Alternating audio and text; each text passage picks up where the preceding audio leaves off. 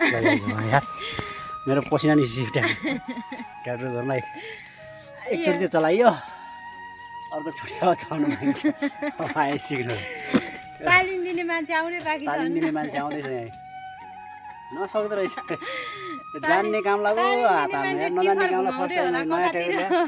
बिग्रियो भने तनाव फेरि गाउँले गल्छीतिर यस्तो छ पाराई हिरो नि यहाँ बाइक किनिदिन्छ बाइक किन बुढी भनेर माने लास्टमा ट्र्याक्टर गइरहेको छ हेर बारी जोत्नलाई मैले ढाक्छु ल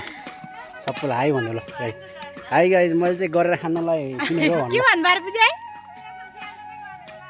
ल अनि अलिअलि हो र मैले गरेर खानलाई चामल भात खलाएर खाउँला भनेर ट्र्याक्टर किनेको होइन त ट्र्याक्टर किनेको बाइक चढ्नु पाएन र त्यो सुटेर कराएको कराइछ